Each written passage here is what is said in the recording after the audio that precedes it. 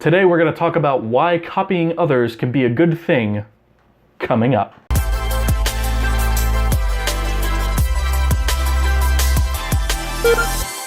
Hey guys, it's Vroman. For those of you who are new to this channel, I upload daily videos with tips, tricks, and industry advice for game developers. So if that sounds like something that interests you, consider subscribing. So today I want to talk about why copying others can be a good thing. From the beginning, I want to make this abundantly clear. When I say copy others, I don't mean rip off their ideas and publish games like that. That's not what I'm talking about. What I'm talking about is the process of learning. So when you stop and think about it, almost everything that you've ever learned has been learned through copying. That includes the language that you speak. You learn to speak by copying others when they speak, especially when you're very, very young as a baby and you're learning to speak that language. You learn it by imitating others. Maybe you learn the nuances of that later on in life from reading books and classes and things like that. But initially, when you're learning something, you learn by copying. Artists are another example of this. When you're learning how to draw, and you're trying to figure out how to shade with a pencil, you learn to do that by looking how other artists have accomplished it. Some artists use multiple pencils to do that. Other artists use hatching. Some artists use different forms of hatching. Maybe they only go in one direction, maybe some of them cross-hatch. Maybe some of them use sort of squiggly lines. That's the way I tend to shade. But the point is, there are a bunch of ways to do things, and copying is one of the ways that you can learn how to make games. So when you make your first couple of games, the idea should be to copy an existing game that's out there. And the reason to do that is it helps you understand how games are put together from start to finish. If you're trying to build a game and you don't have the experience of ever having built a game before, you don't know everything that has to be created to make a good game, or even a bad game for that matter. So the reason you want to start off your first couple of games as copies of others is because you copy a game that has a design that works.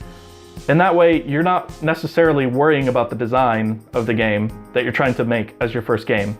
You're not distracted by trying to come up with a story or trying to come up with a unique gameplay mechanic when you don't even know how to make gameplay mechanics in the first place. You can focus on the actual construction of those individual pieces of the game rather than having to worry about all these different design elements. It teaches you along the way all the things that you have to consider to fully replicate that game, because copying a game from start to finish and making an exact copy of a game is actually very hard, because you don't have typically the code or the timings of animations or the direct assets under the hood that are used in that game.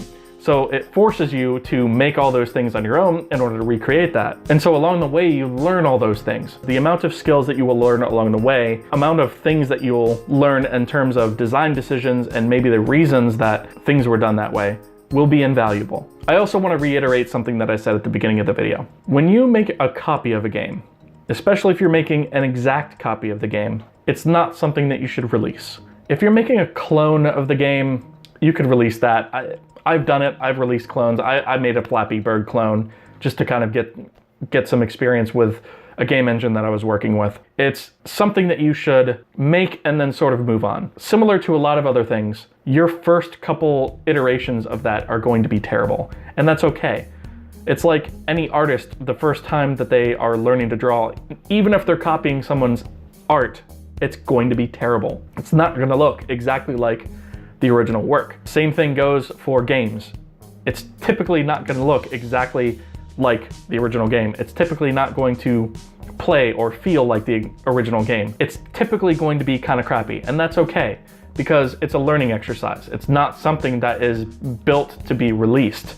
It's something that you're using to help you learn the tool along the way. When you're copying these works to learn, don't copy them with it in mind that it's something that you're going to be releasing and selling for profit, because not only are there a lot of moral issues with that, but there are a lot of copyright and legal issues with that. Anyway, that's all I've got on this topic for today. Thank you guys so much for watching. Again, if you haven't already, consider subscribing, and I will see you guys tomorrow.